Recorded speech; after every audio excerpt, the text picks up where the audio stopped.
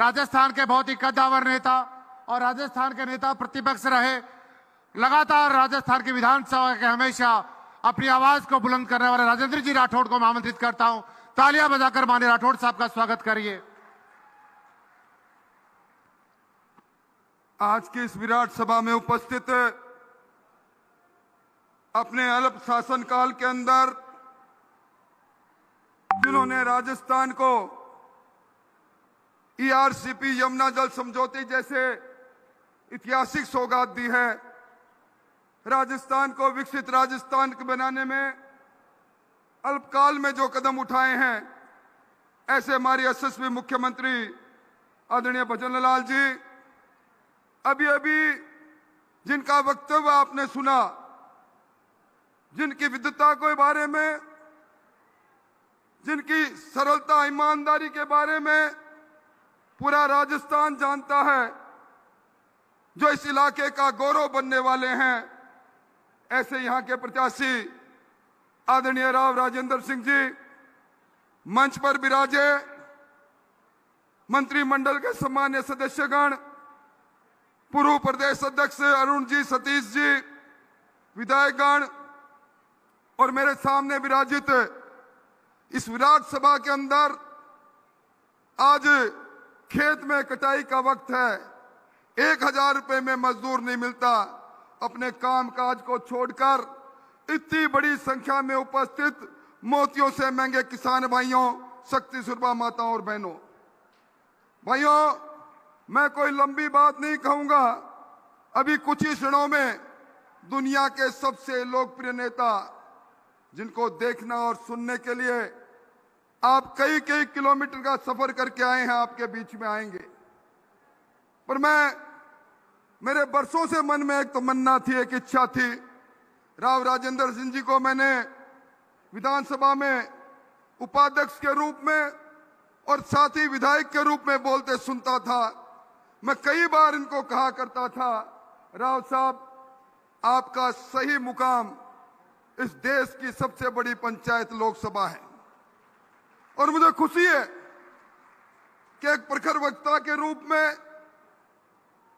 एक पृथक आर्थिक चिंतन के करने वाले व्यक्तित्व के रूप में आप इस इलाके का प्रतिनिधित्व करेंगे।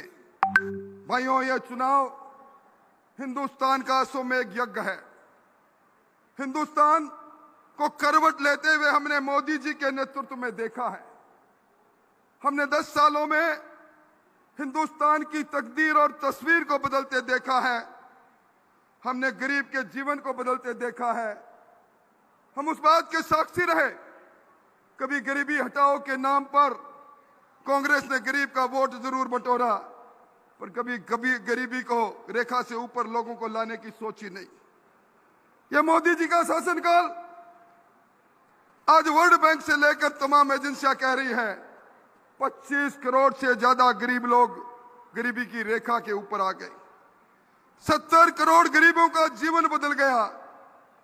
किसी ने सोचा नहीं था कि एक ऐसा व्यक्ति भी आएगा इस देश के अंदर, जो इस देश को फिर उसी क्षितिज पर ले जाने की कोशिश करेगा। और आज ये जो चुनाव है, यह चुनाव दुनिया में हमारा हिंदुस्तान सरमौर बने उस बात का चुनाव है।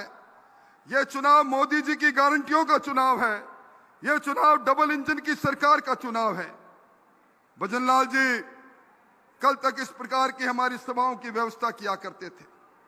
जिस व्यक्ति ने जीवन में गरीबी को नजदीक से देखा, सामान्य व्यक्ति का जीवन जिया, जिसको मालूम है कि राजस्थान में सबसे बड़ी पीड़ा आवश्यकता है पीने का पानी का। ईआरसीपी पर राजनीति होती रही। ईआरसीपी की राजनीति को अंतिम मुकाम तक पहुंचाकर हमें वो आशा जागृत कर दी।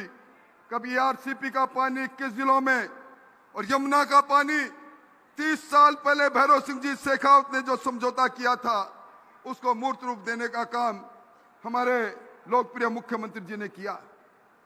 यहां बड़ी संख्या में नौजवान बैठे हैं। नौजवानों के अरमानों को कुचलते हुए हमने देखा। हमने बाबा किरोड़ी लाल को उनकी आवाज बनकर लड़ते देखा। एक के बाद एक नौकरियां लूटी जाती रही। आज पेपर माफियों पर जो शिकंजा कसा, हमारे यहाँ पेट्रोल और डीजल के लिए कोटपुतली के लोग हरियाणा जाया करते थे। आज पेट्रोल और डीजल के उस रेट को कम करते हमने देखा।